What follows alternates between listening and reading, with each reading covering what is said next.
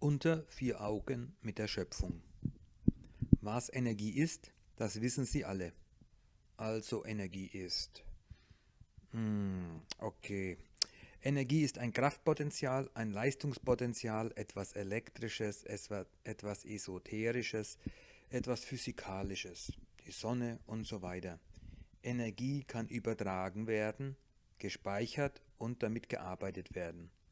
Außerdem, so weiß man heute, besteht Energie letztendlich aus den Strings.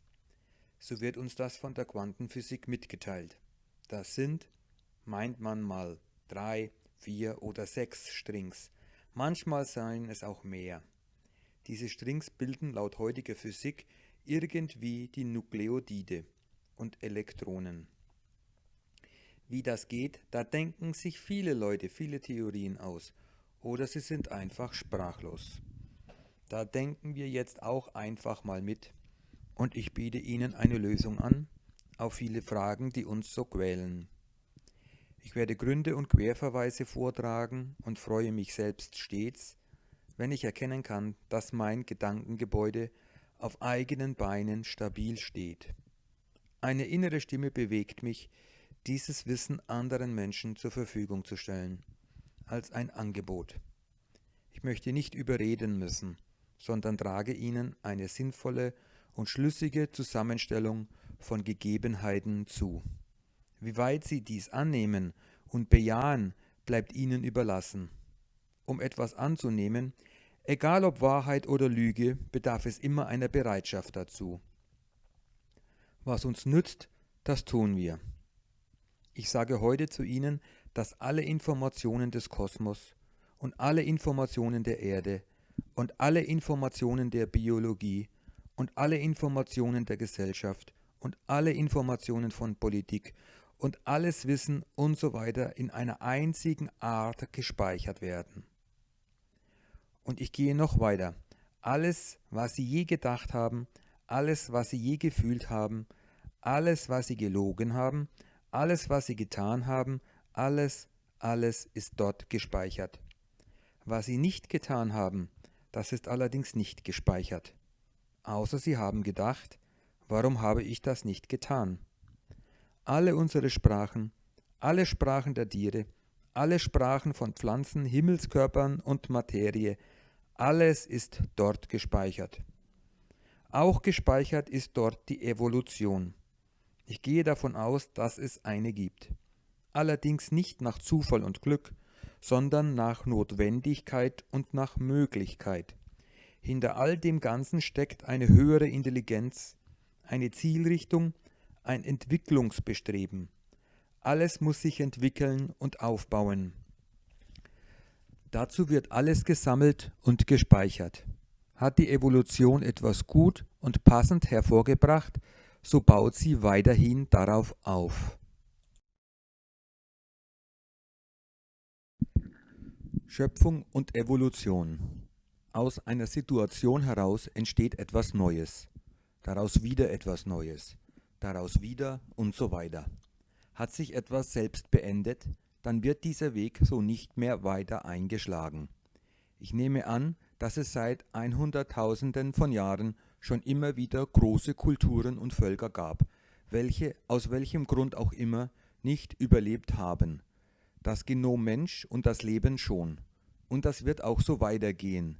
Immer schon wollten Herrscher und Führer führen, leider zu oft mit negativem Ausgang. Die Schöpfung jedoch wird weitergehen, mit unserer derzeitigen Zivilisation oder ohne uns. Auf die Frage, wer hat all diese Schöpfungsvorgänge ins Leben gerufen, muss ich antworten. Ich kann keinen Namen nennen, ich kann kein Geschlecht nennen, ich kann keine Gattung nennen, keinen Stern, keine Galaxie und auch keinen Urknall. Ich werde hier zur Erklärung eine menschliche Art verwenden, welche nicht meinen Neigungen entspricht. Ich verwende eine Formel. Das Produkt aus Schöpfung und Vorhandensein ist die reziproke Quadratur aus Gott. Damit meine ich einfach nur, die Wurzel von allem ist göttlicher Natur und diese ist weder menschlichen Aussehens, noch irgendein Geschlecht, noch irgendeine Gattung. Sie lässt sich auch nicht vor den Karren einer Religion einspannen. Jeder ist frei, in Gott zu sehen, was er für richtig hält. Aber eines kann man mit Sicherheit sagen: Wir alle sind Teil Gottes. Genau wie jedes Tier, jede Pflanze, jeder Fluss, jeder Berg und alles, was es überhaupt gibt. Was ist das Ziel? Das Ziel ist Entwicklung von Leben in Natur und Materie. Alles entwickelt sich.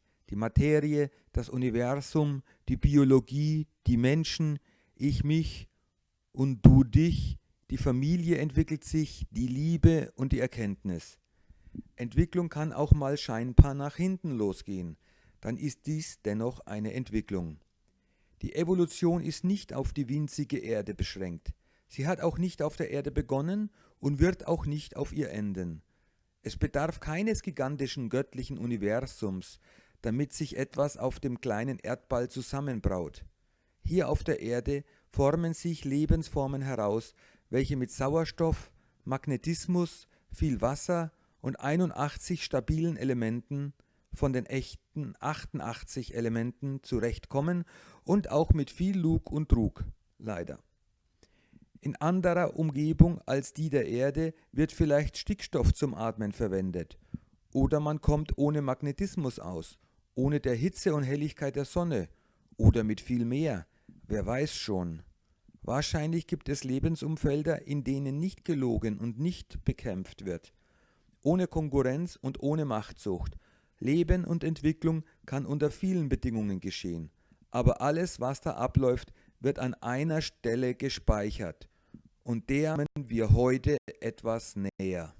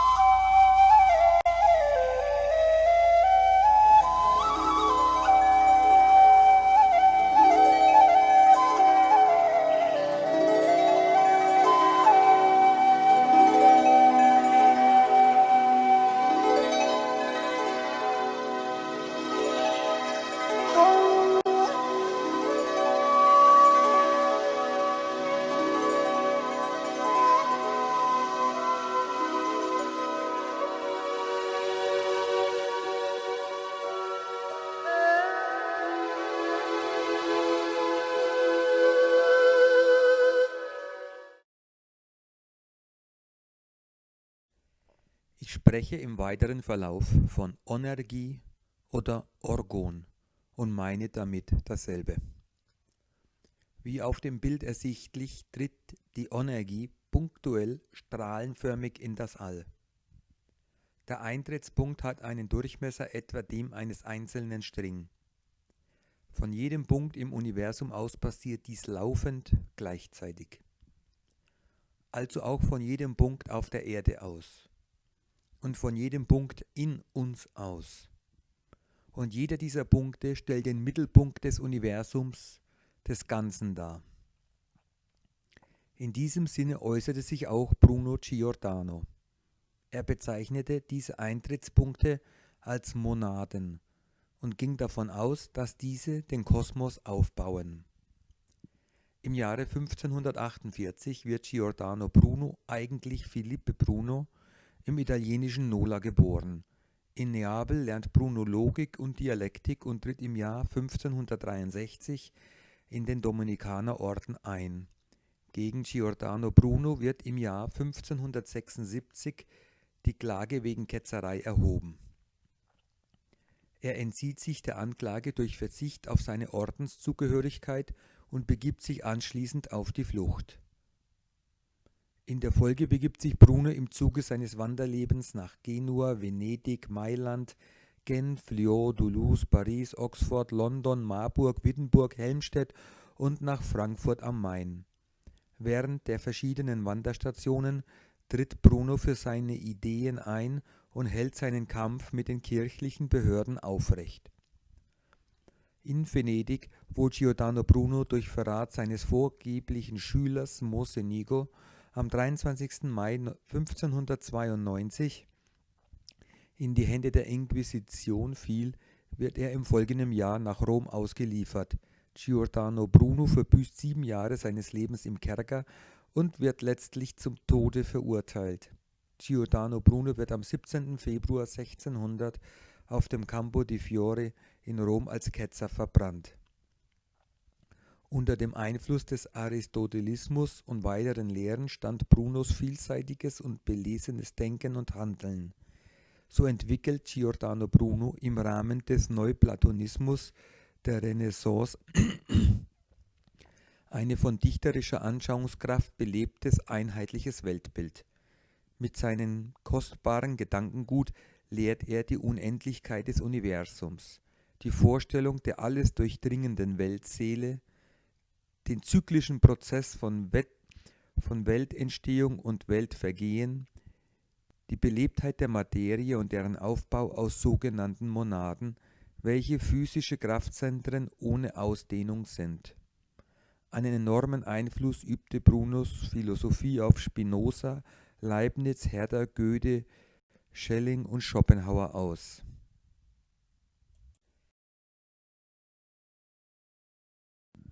Die Größe der Strahleninformationseinheit namens Orgon ist etwa 10 hoch minus 16 Meter oder etwa ein Halb der Größe eines Protons. Ich gehe davon aus, dass die Größe eines Elektrons auch etwa der Größe eines Protons entspricht.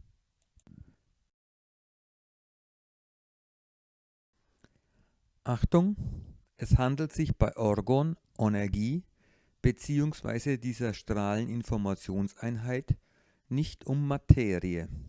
Es ist die Bewegung, die Frequenz von Information in Form von kodierten Energiestrings. Hätten wir die entsprechende Sehkraft für kleinste Details, könnten wir durch die Atomschalen hindurchsehen, aber nicht durch den Atomkern. Durch die Strahleninformationseinheit Energy können wir nur hindurchsehen. Sie ist durchsichtig und somit unsichtbar. Erkennen mit optischen Geräten ist nicht möglich. Da ist nichts, was Strahlen reflektiert und was in unser Auge treffen könnte. Es gibt immer wieder Vergleiche zu hören, in welchen die Größenverhältnisse von Atomen folgender Art dargestellt werden. Wäre ein Atom so groß wie eine Stadt, dann wäre ein Proton so groß wie ein Tennisball und befände sich in der Stadtmitte. Die Elektronen aber wären wie kleinere Kugeln und am Stadtrand. Also wäre eine riesige Entfernung zwischen Kern und Elektron. Dies sehe ich als vollkommen absurd an. Dieser Vergleich entbehrt jeder Realität.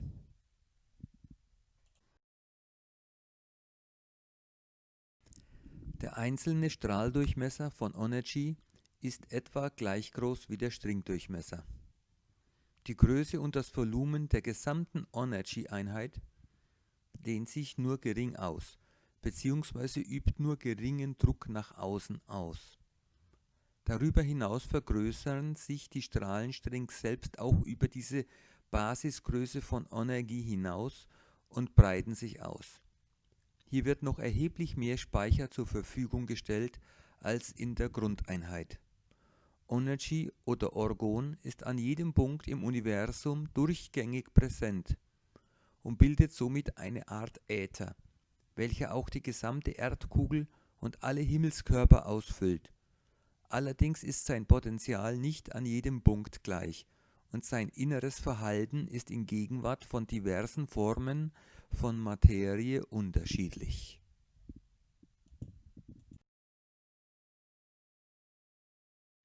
Wie weit breitet sich diese Energiestrahlung aus? Ich bezeichne diese Ausbreitung als unendlich und formlos. Manche Theorien gehen von einer Torsoform aus und ähnlichen Formen. Alle diese Formen benötigen aber einen Mittelpunkt. Und da es diesen nicht gibt, kann das All keine Form haben.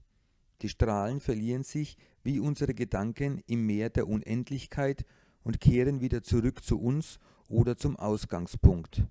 So entsteht eine Unendlichkeitsschleife. Die wahre Unendlichkeit entsteht im Zyklus, im Fluss, im Kreislauf von allem. So ist es auch in der Natur. Alles muss im Fluss, im Kreislauf sein. Wie im Großen, so im Kleinen.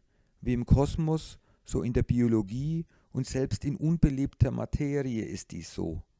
Gott hält alles in Schwung und uns auf Trab. Wer rastet, der rostet. Die Natur rastet nie.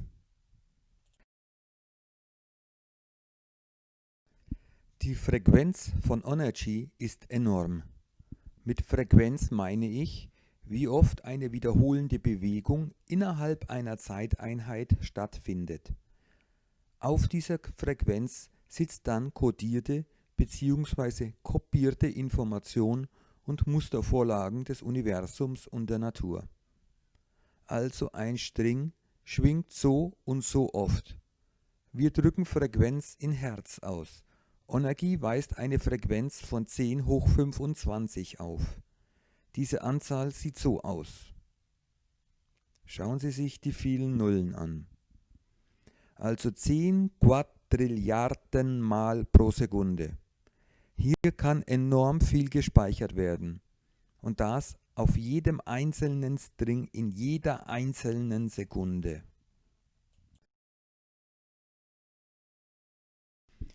Ein Vergleich für Sie.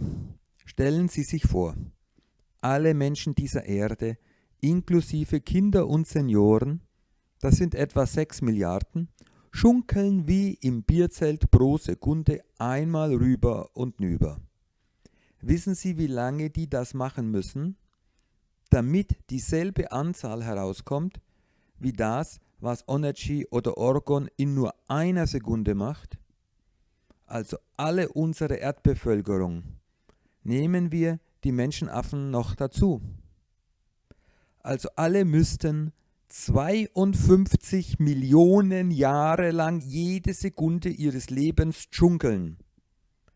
Sehen Sie, welche gewaltige und überwältigende Informationsdichte da vorhanden ist? Und dann sind da viele Strings in einer Energy-Einheit und diese breiten sich aus. Stellen wir fest, hier ist alles abgespeichert, was man sich nur erdenken und vorstellen kann.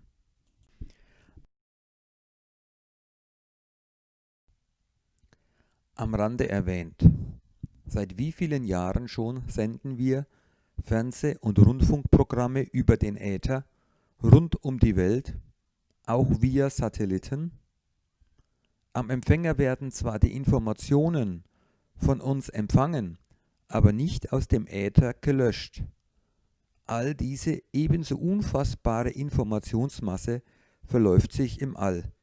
Eventuell sitzen da irgendwo 300 Lichtjahre entfernt irgendwelche Bakterien oder Aliens auf einem heißen Vulkan und hören heiße Musik aus unseren Radiosendern?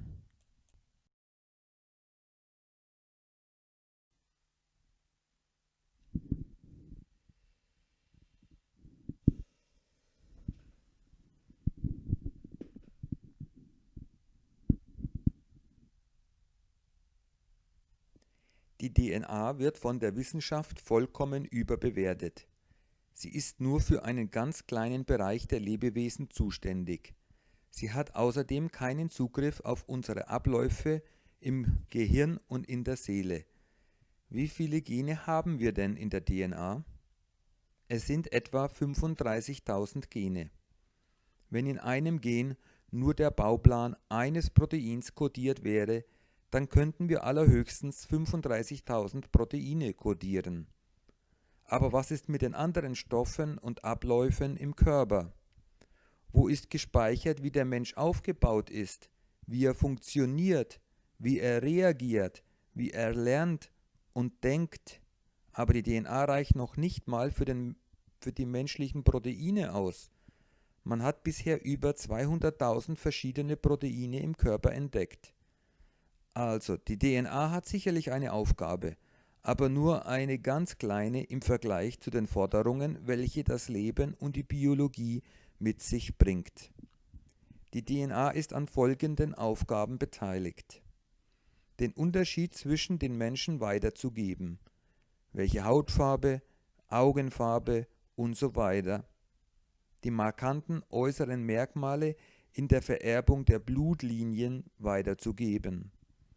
Die notwendigen Anpassungen an die Umwelt innerhalb der letzten Generationen weiterzugeben, also eine Art Kurzzeitspeicher für umweltrelevante Bedingungen, welche sich kurzfristig ändern können.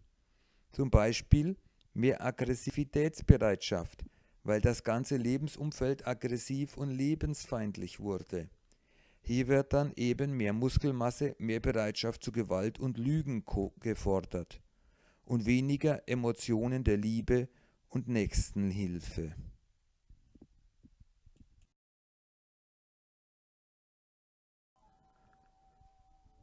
Bruce Lipton ist ein Zellbiologe und hält Vorträge über die Zusammenarbeit zwischen der Tätigkeit einer Zelle und den Gedanken des Menschen.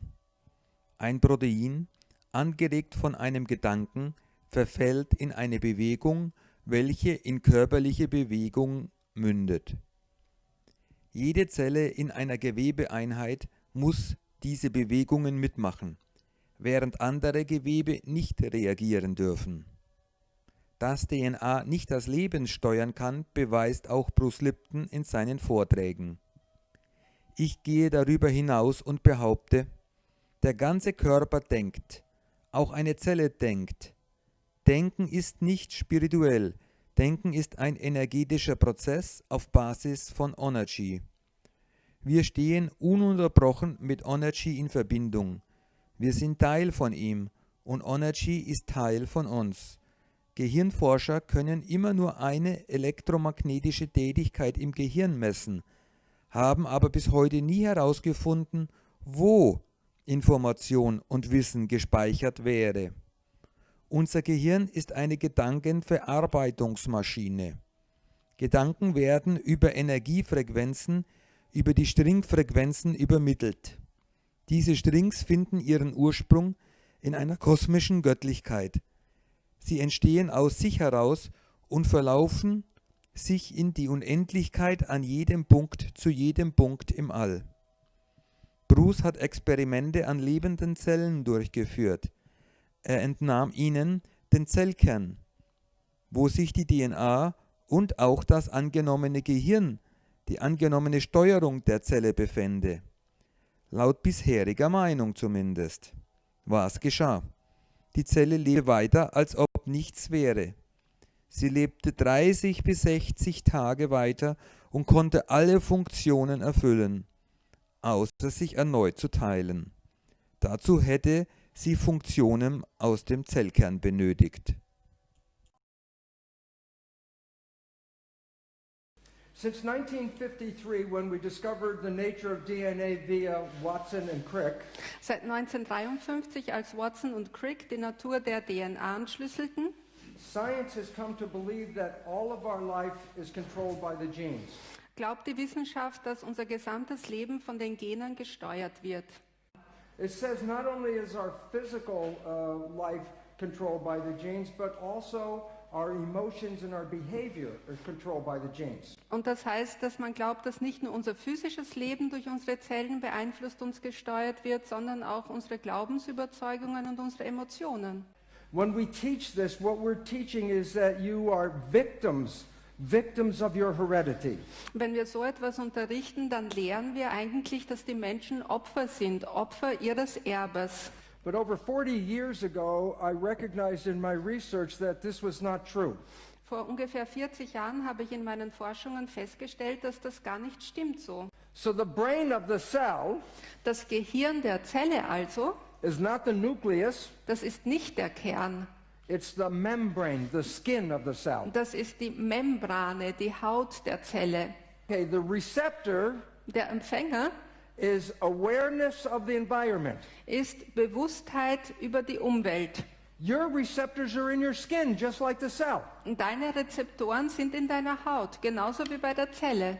So the receptor reads the environment, Also der Rezeptor liest die Umwelt and the channel sends a physical sensation into the cell. Und der Kanal schickt eine physische, eine körperliche Empfindung in die Zelle hinein. The name of the switch that controls biology is perception. Der Name des Schalters, der die Biologie steuert, das ist die Wahrnehmung. How you see the world controls your biology. Wie du die Welt siehst und betrachtest, das steuert und kontrolliert deine Biologie. And when you change the way you see the world, you change your genetics. Und wenn du veränderst, wie du die Welt siehst, dann veränderst du deine Genetik. So what is the switch? The switch is perception. Also der Schalter, das ist die Wahrnehmung. Quick question. Schnelle Frage. Are all of your perceptions accurate or no? Sind alle deine Wahrnehmungen genau zutreffend oder nicht? So some of your perceptions are not accurate, Einige deiner Wahrnehmungen sind nicht sehr genau, but they still control the biology. aber dennoch steuern sie die Biologie. So another name for the switch, Ein anderer Name für den Schalter. perception equals belief. Wahrnehmung ist gleich Glaubensüberzeugung. Belief controls your biology. Deine Glaubensüberzeugungen steuern deine Biologie. The point is simple. Der Punkt ist ganz einfach. What you're thinking selects what happens to you. Das, was du denkst, wählt aus, was dir passiert. What vibrations are coming from your head will resonate with whatever has the same vibration outside. Die Schwingungen, die aus deinem Kopf herauskommen, resonieren mit dem, was draußen passiert. What happens in your life is not an accident. Was in deinem Leben passiert, ist kein Zufall. Your thoughts are creating the action in your life. Deine Gedanken erschaffen die Aktionen und Handlungen und was in deinem Leben geschieht. The function of the mind Der Funktion des Geistes to create coherence between what you believe and your reality. besteht darin, eine Kohärenz zu erzeugen zwischen dem, was du glaubst, und der Realität. So your belief determines what happens to you because your mind will activate your belief. Deine Glaubensüberzeugung bestimmt also, was mit dir geschieht, was dir widerfährt, denn das steuert dein Verhalten. If you change your belief, you change your reality. Wenn du deine Glaubensüberzeugung veränderst, veränderst du deine Wirklichkeit.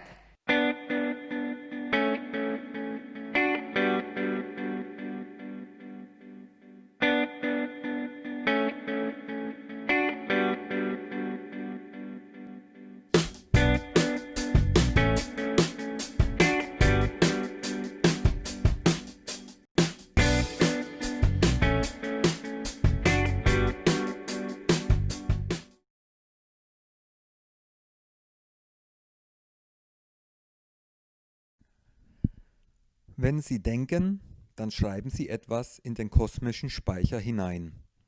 Natürlich wird der Gedanke auch in Ihrem Gehirn verarbeitet. Aber da er einen Energiefluss darstellt, wird er auch im Universum registriert. Wenn es ein hochenergetischer Gedanke ist, dann hat er eine höhere Wichtigkeit. Wenn Sie automatisierte Abläufe wie Gehen und Essen etc. verrichten, dann denken Sie dabei nicht. Dann wird dies nicht weitergeleitet. Wenn ein Essen besonders gut schmeckt, dann denken Sie, oh lecker, wie wurde das gemacht? Und schon wird dieser Gedanke, er ist nun auch Energie geworden, schon wird er weitergeleitet. Könnte ja wichtig sein für die Evolution. Die Entwicklung des Menschen hängt auch mit nahrhaftem Essen zusammen. Ich darf Ihnen auch ein Beispiel aus dem Leben von Biologen nennen. Biologen beobachteten in Südostasien Affen auf Inseln. Die jeweiligen Affengruppen hatten keine Verbindung untereinander, da die Inseln weit voneinander getrennt waren. Auf der einen Insel begann ein Affe, ausgegrabene Knollen zunächst im Wasser zu reinigen, bevor er sie aß. Dies taten dann in seiner Gruppe auch andere Tiere. Es schien ihnen nützlich zu sein. Nach wenigen Tagen aber begannen auch die Affen auf der Nachbarinsel die Knollen zu waschen. Woher hatten sie den Einfall, die Idee? Sie waren über das Meer getrennt. Hier wurde anzunehmenderweise nützliche Information über Energie an andere Tiere weitergegeben. Jede Erinnerung, die sie haben, jeder Einfall, jeder Tagtraum, alles das ist Auslesen aus dem Speicher. Teils lesen sie aktiv aus. Sie denken dann, es kommt aus ihrem Wissensspeicher. Aber im Gehirn ist kein Wissen gespeichert. Da sind nur Verknüpfungen zu ihren kosmischen Schubladen, in denen dann ihr Wissen für sie abgelegt ist.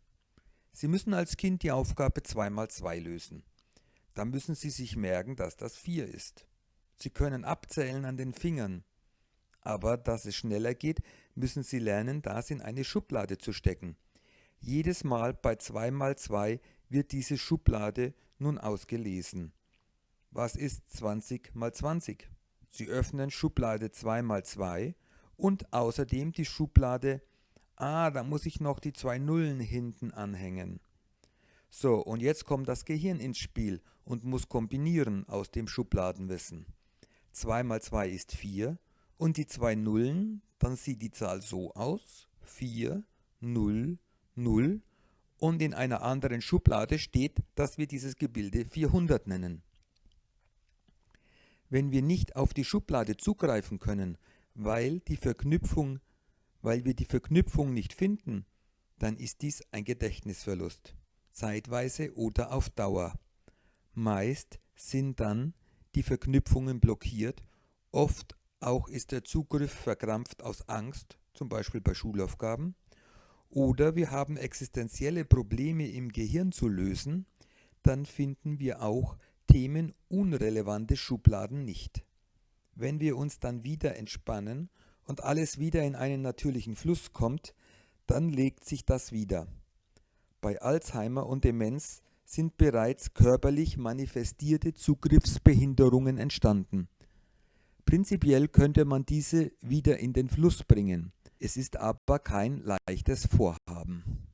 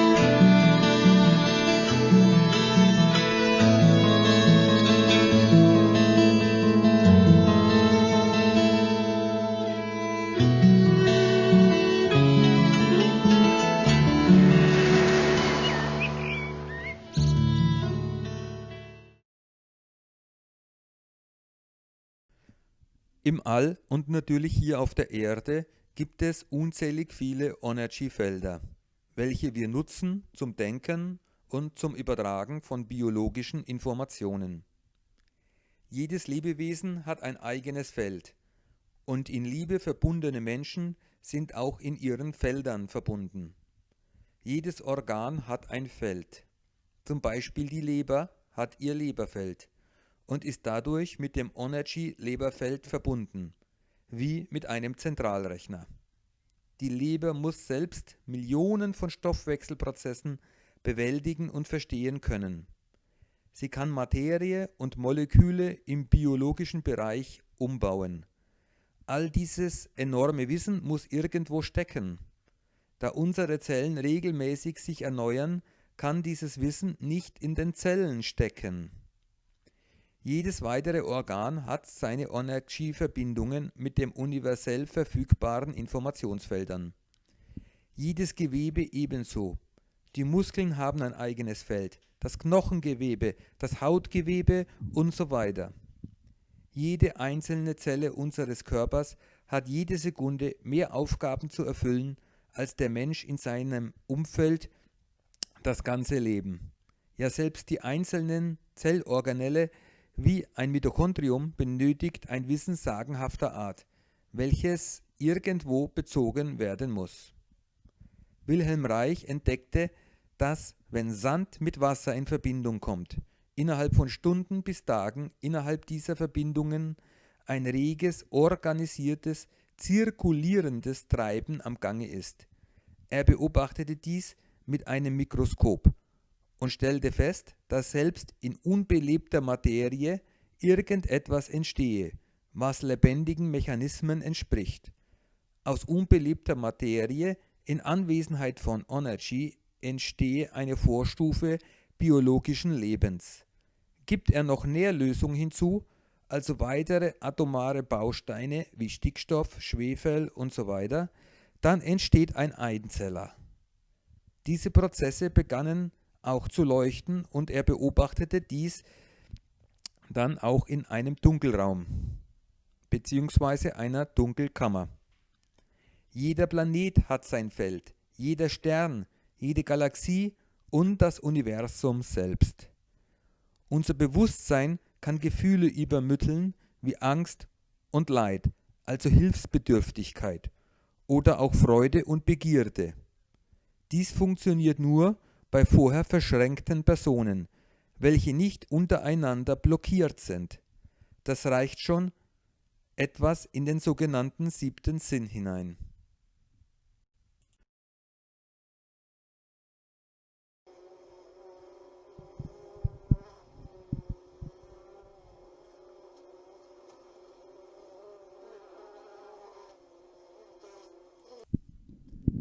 Menschengruppen besitzen ebenso ihre eigenen Felder. Menschen, welche zusammenleben, sind miteinander verschränkt.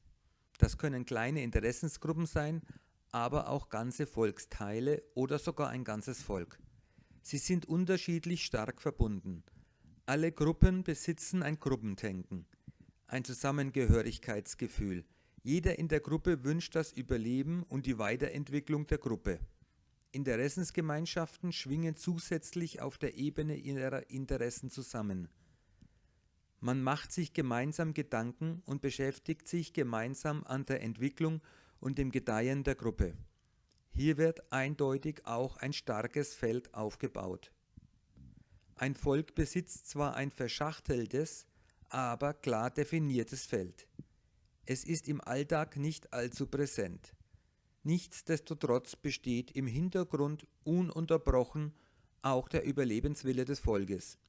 In Not- und Krisenzeiten kann schlagartig wie aus dem Nichts ein gemeinsames Handeln entstehen. Gemeinsam geht man plötzlich auf die Straße, fühlt sich stark, verbunden und tritt für die Ziele der Gruppe des Volkes ein. Jeder der Gruppe verweigert Handlungen, welche das Überleben der Gruppe schädigen. Da heute Völker von diversen Seiten manipuliert werden, ist oft nicht klar zu erkennen, wo der Weg des Überlebens des Volkes wahrscheinlich besteht. Wenn es jedoch um Leben und Tod geht, Dann allerdings schweißt das alle zusammen und alle gehen einen gemeinsamen Weg. In der Masse stellt der Einzelne seine Bedürfnisse zurück und stellt die Bedürfnisse der Masse in den Vordergrund. Aber nur, wenn alle zusammen schwingen. Das kann man besonders gut bei Veranstaltungen erkennen, wo viele zusammen sind und gemeinsam jubeln und klatschen und sich gemeinsam innerlich aufwühlen. Alles schwingt dann auf einer einheitlichen Ebene. Diese Ebene beruht auf einem starken Gruppenfeld, welches dann präsent ist. Ohne einem solchen Feld wäre die Koordination der Herzen nicht möglich. Ein Vogelschwarm kann nur gemeinsam koordiniert fliegen, wenn jeder in das Gruppenfeld eingebunden ist und seinen Platz einnimmt. Ein Insektenvolk wird ebenso durch sein Feld strukturiert und angewiesen in seinen Tätigkeiten. Zusätzlich wird jedes Insekt das eigene Überleben zum Wohle der Masse geben. Das wissen wir alle, aber geregelt wird das durch ständige Verbindung mit dem Feld. Von dort kommt der Einfall der Ameise, an der Verteidigung oder dem Aufbau mitzuwirken. Nach dort gibt das Tier auch seine Erkenntnisse ab, damit neue Informationen allen zur Verfügung stehen. Und das alles durch Gedanken und Einfälle. Denken ist Schreiben. Einfall und Erinnern ist Lesen aus dem Feld.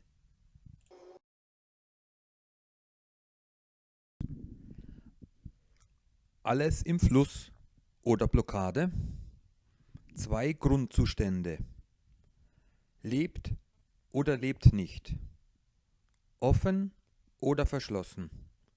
Verkrampft oder locker. Schutzhaltung oder Gedeihen. Lust oder Unlust. Mache ich oder mache ich nicht. Wo auch immer wir hinsehen, alles Ding hat 2 Seiten. Dies ist universell und bezieht sich auf den psychisch-energetischen Bereich. Aufbauend auf die Unterscheidung es lebt oder lebt nicht, setzt sich weitere Dualität fort. Ist etwas offen, kann es zwar angegriffen werden, aber es kann sich auch weiterentwickeln. Ist etwas verschlossen, entsteht Schutz, aber auch Behinderung. Sind wir verkrampft, strahlen wir das in die Umgebung und unser Lebensfeld hinein. Besser wir bleiben locker. So freut sich alles mit uns. Damit die Kinder gedeihen können, müssen sie unverkrampft leben und die Signale aus Energy wahrnehmen und ihnen folgen können. Werden sie eingeschränkt und angegriffen, gehen sie in Schutzhaltung und verlieren Kraft und Potenzial. Jedes Kind bekommt seine Fähigkeiten und Neigungen entsprechend Signale und Möglichkeiten aus den Feldern. Diese sollten nicht mit dem Rasenmäherprinzip in eine Richtung abgemäht werden. Hier wird sonst Entwicklung behindert. Auch Sigmund Freud maß dem Lust-Unlust-Prinzip existenzielle Bedeutung bei. Unsere gesamte Psyche baut eigentlich darauf auf, dass wir alle unsere Handlungen und Gedanken an der Ampel mit dem Rot-Grün-Licht ausrichten. Das Bauchgefühl ist auch ein Lust-Unlust-Prinzip, wobei wir bei unserem Bauchgefühl auf eine Eingebung aus der Lebensenergie, aus Energy warten und dann danach handeln. Letztendlich muss immer die Entscheidung getroffen werden, mache ich oder mache ich nicht. So entwickeln sich die Dinge, so gehen wir unseren Weg.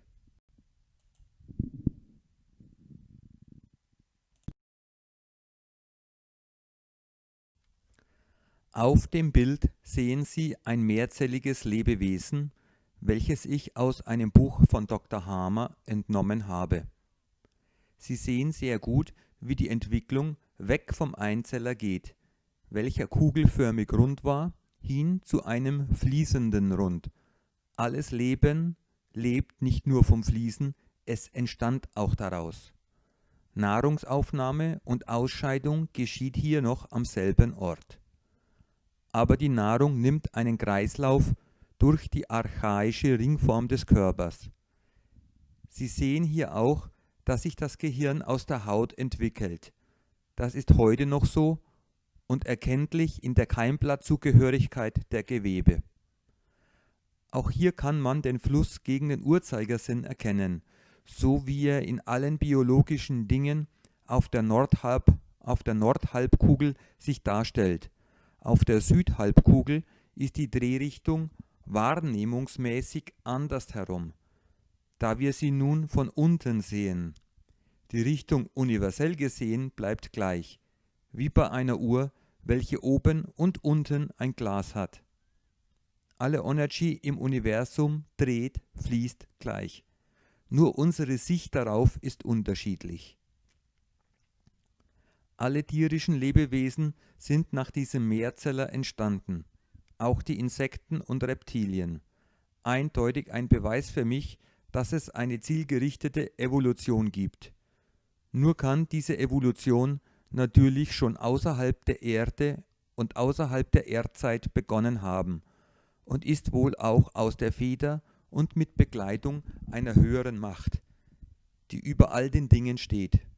Nur auf der Erde muss sich das evolutionäre Prinzip eben den irdischen Gegebenheiten anpassen und es entsteht somit unterschiedlich zum Leben außerhalb unseres Planeten. Dieser Mehrzeller würde sich auf einem anderen Planeten anders entwickeln. Wenn sich dieser lebendige Körper verkrampft und zurückzieht, dann kann es keine Entwicklung und keine Gesundheit geben. Alles muss fließen. Das Wasser, die Nahrung, unsere Gedanken, unsere körperliche Betätigung und unsere Lebensaufgaben.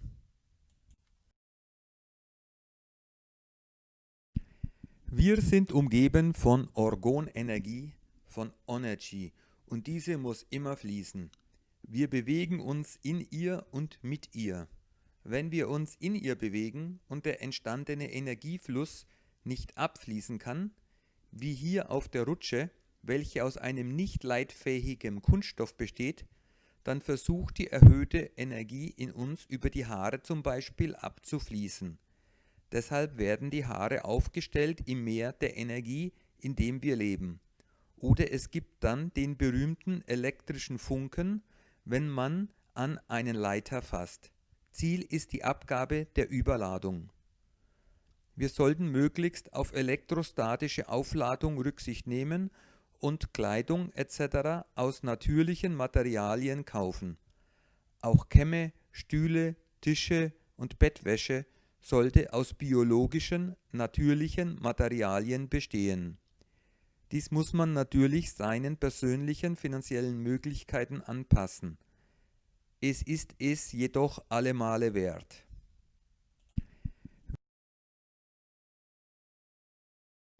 Sie kennen alle die berühmten Bilder der Wassertropfen unter dem Mikroskop im Internet. Haben Sie gute und liebevolle Gedanken, so entstehen wundervolle Sterne und Symmetrien in den Tropfen. Hegen Sie Hass und Ärger, so sind die Figuren missförmig bis hässlich. Hässlich kommt ja von Hass. Das zeigt uns, dass wir um uns herum eine Aura haben, welche unserer Stimmung und unseren Absichten entspricht. Diese Aura ist unser Menschenfeld, welches sich auf Energie auswirkt und somit die Energien um uns herum blockiert und schlecht dastehen lässt. Die Mitmenschen fühlen dann häufig, dass von jenen aggressiv gestimmten Menschen Gefahr ausgehen kann. Gebirgswasser, welches weit weg ist von Hass und Gewalt und frisch zirkuliert, ist deshalb so gut schmeckend, so erfrischend und so gesund. Liebe und Freude lässt fließen und gedeihen. Es ist doch eigentlich gar nicht so schwer. Mensch, Leute, freut euch und liebt. Das ist ein mächtiger Schritt nach vorne im Leben.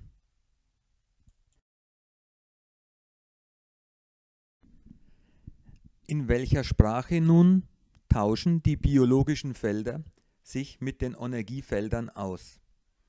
Dass es keine weltliche Sprache sein kann, ist klar.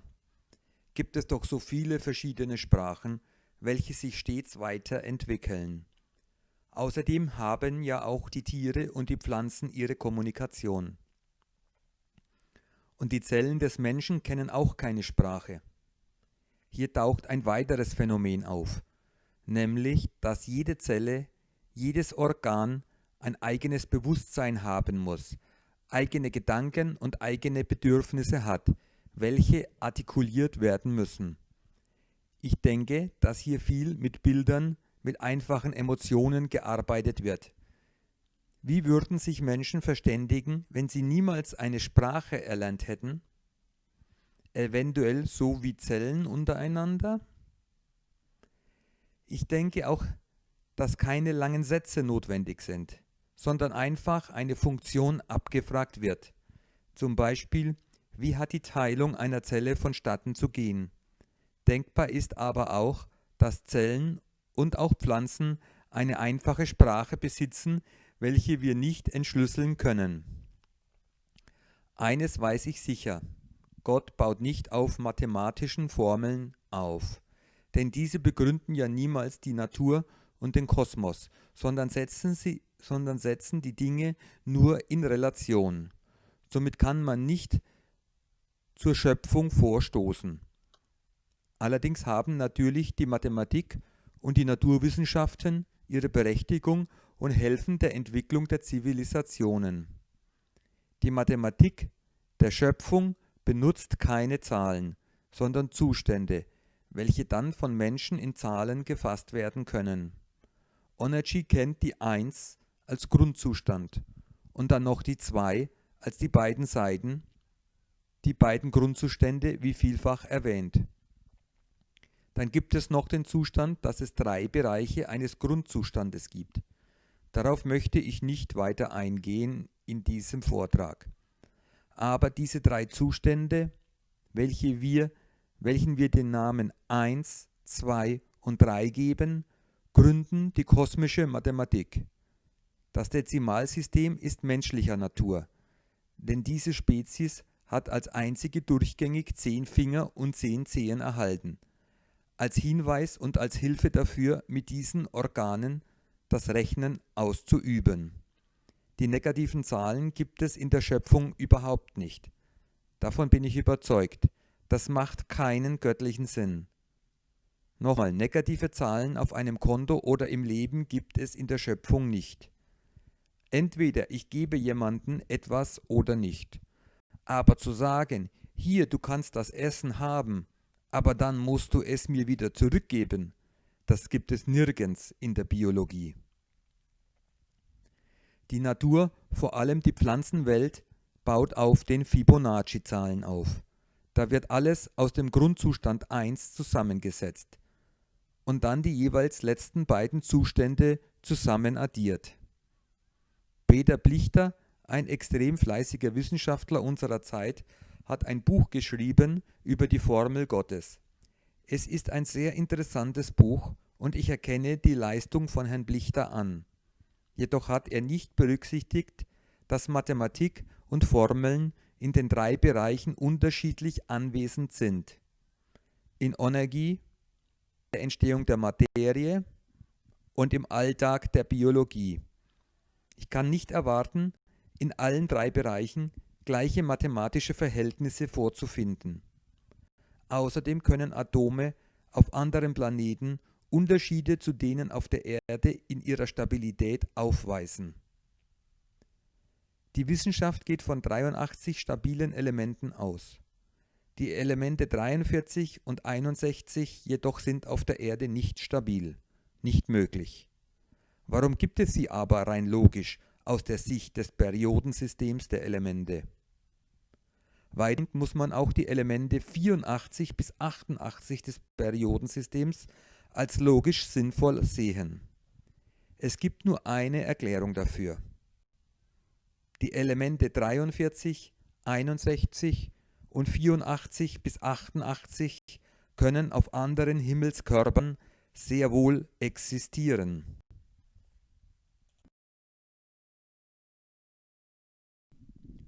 Jetzt können wir auch den Begriff Übersinnlichkeit einordnen. Hier werden eben ganz normal Gedanken übertragen von verbundenen Personen. Wenn ein allein gebliebenes Kind in eine Krisensituation kommt, dann sendet es durch seine Gedanken einen Hilferuf aus. Und diesen kann natürlich nur die Mutter oder der Vater, welche intensiv mit dem Kind verschränkt sind, empfangen. Sie teilen ein familiäres Feld miteinander. Den Eltern beschleicht plötzlich ein seltsames Gefühl. Sie spüren richtig, dass ihr Kind nach ihnen ruft. Das ist wie ein Einfall, der einem plötzlich überkommt. Solche Vorkommnisse sind an der Tagesordnung im biologischen Leben. In modernen Zivilisationen werden diese Kommunikationen jedoch verdrängt, überlagert oder als unlogisch abgetan. Rupert Sheldrake schrieb mehrere Bücher über den 7. Sinn von Mensch und Tier. Hier durch diesen Vortrag finden diese Sinne einen ganz plausiblen Grund, eine ganz plausible Erklärung. Es gibt viele Beispiele von Organtransplantationen zu finden, bei denen der Empfänger eines Organs mit den Feldern des Organs und dessen Vorbesitzer in Kontakt gesetzt wird. Ich erinnere mich an einen Fall. Eine Frau bekam das Herz einer ermordeten jungen Frau. Diese hat während des Mordes den Täter gesehen und erkannt. Später plötzlich tauchten bei der Organempfängerin Erinnerungen und geistige Bilder auf. Sie konnte der ungläubigen Polizei genaue Angaben machen. Dies führte dann tatsächlich zur Überführung des Täters. Jedoch hatte die Herzempfängerin hernach immer wieder Angstzustände, wenn diese Erinnerungen des neu erhaltenen Herzens sie überkamen. Aus diesem Bereich Organtransplantationen und Seelenmitnahme finden Sie viele Beispiele im Internet. All diese Organfelder enden also nicht mit dem Tod. Sie bleiben erhalten. Wie lange, das dürfte an der Brisanz der Information für die Entwicklung des Lebens und des Kosmos liegen. Eines macht auch dieses Beispiel klar. Das Wissen und unsere Erfahrungen werden nicht im Gehirn gespeichert. Das Gehirn verarbeitet nur und beherbergt das Bewusstsein des Ich, welches der Person zugeordnet ist. Das Bewusstsein ist als Produkt der Vergangenheit der Person zu sehen. Es entwickelt sich vom ersten bis zum letzten Tag. Kennen Sie das Buch Der Urzeitcode von Ebner und Schürch? Hochspannung verändert Wuchs und Ausprägung von aktuellen Pflanzen hin zum ursprünglichen Aussehen. Die Greenbox setzt den Samen oder die Fischeier unter ein starkes Hochspannungsfeld. So ein Hochspannungsfeld ist nichts anderes als angehaltener Energiefluss. Der Strom möchte zwischen den Platten fließen, kann aber nicht. In diesem Feld kann die DNA, welche ja vom Fluss, vom Kreislauf um sich selbst lebt, sie dreht sich spiralförmig, also in diesem statischen Feld kann die DNA nicht wirken. Sie kann sich nicht aktivieren. Ihre Kommunikation ist unterbrochen. Das heißt, dass alles, was in der DNA steht oder in sie per Genmanipulation hineinkopiert wurde, das alles kommt nicht zum Tragen. Was aber geschieht nun? Wir haben gehört, dass sämtliche Baupläne aller Lebewesen in Onergy gespeichert sind und immer von jedem Punkt aus im ganzen Kosmos erreichbar sind für biologische Zellen. Die Pflanze oder das Tier wird sich also so entwickeln, wie es sich als optimal in der Millionen Jahre alten Evolution herausgestellt hat. Verwandtschaftliche Erkennungsmerkmale und aktuelle Umweltanpassungen sind dabei nicht berücksichtigt. Die Forellen bekommen, wie wir bei den Versuchen von Herrn Ebner gesehen haben, wieder ihre Urformen. Maiskolben treiben vielfältige Fruchtstände aus, wie in archaischen Zeiten. Diese können die Maispflanzen aktuell nicht ausbilden, da sie ja zusammengepfercht auf engstem Raum wachsen müssen. Sie würden sich gegenseitig erdrücken und die Nährstoffe würden nicht ausreichen. Also ist das reduzierte Wachstum in der Not der Pflanze eine sinnvolle Anpassung an die aktuelle Umwelt. Das Gefährliche ist natürlich, wenn plötzlich Experimente mit Menschen begonnen werden würden. Denn auch hier würden Menschen entstehen, wie sie vielleicht vor Hunderttausenden von Jahren aussahen. Mit dieser Hochspannung kann also auch die Genmanipulation von Monsanto an den Pflanzensamen unwirksam gemacht werden. Die Pflanzen, welche so aufwachsen, vererben dann die Genmanipulation nicht weiter. Es entsteht wieder ein Ursamen, welcher sich allerdings an die aktuelle Umweltsituation innerhalb weniger Generationen wieder anpassen wird. Das heißt, der Maiskolben, welcher auf engstem Raum angebaut wird, würde wieder weniger Ertrag bringen. Daraus lernen wir, dass wir mit unnatürlichen Wachstumsbestrebungen am Ende auch nicht mehr davon haben. Alte große Kulturen wie die in Ägypten, welche Weltwunder hervorgebracht haben sollen, sind vom Erdboden verschwunden. Das fruchtbare Land ist heute Wüste und Sand. So kann es auch aktuell passieren, dass morgen die Küstenstädte unter Wasser liegen und Hochhäuser unbewohnbar werden. Nur wenn alles in natürlichem Fluss ist, wenn alle biologischen und kosmischen Kreisläufe auf ihre eigene Weise aktiv sind, nur dann ist Gesundheit, Fortschritt und Lebensfreude auf Dauer möglich. Keine Mächte der Welt können auf Dauer gegen die Schöpfungsprinzipien arbeiten. Nur mit ihr ist langfristig Erfolg möglich. Für die Schöpfung sind 100 Jahre ein Wimpernschlag, aber für den Menschen mehr als das eigene Leben.